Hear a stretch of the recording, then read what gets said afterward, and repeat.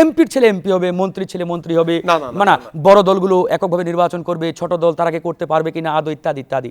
ভাই এখান থেকে বেরিয়ে আসেন। এই যে গণ অধিকার পরিষদ, তারা কি করতে পেরেছে?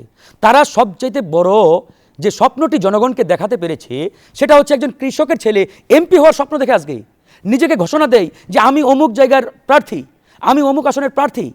সে একজন কৃষকের সন্তান, জেলের সন্তান, রিক্সা চালকের সন্তান, বাট সে এই হোপটা দেখাতে পারছে, এই স্বপ্নটা সে তার ভিতরে জাগিয়ে তুলে এই দুঃসাহসটা দেখাতে পারছে যে আমি একজন এমপি ক্যান্ডিডেট। বাট এই যে স্বপ্নটা, এই যে সাহসটা, এটা কি বিগত 5-7 বছর আগে ছিল?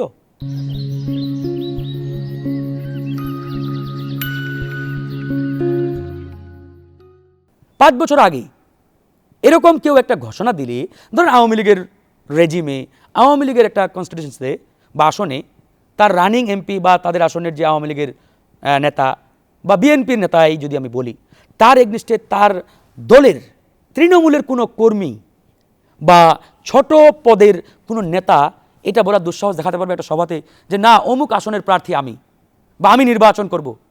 আমার তো মনে হয় এরকম বিগত সময়ে কেউ করলে তার আস্ত মানে জান রাখতো না। আমি যেটি বলছি ফারুক, আমি খুব দুঃখিত আপনাকে কথার না, আমি ওই জায়গাতে আসবো, আপনি যে প্রশ্ন করেছেন আমি বলছি যেটি সেটি বলছি।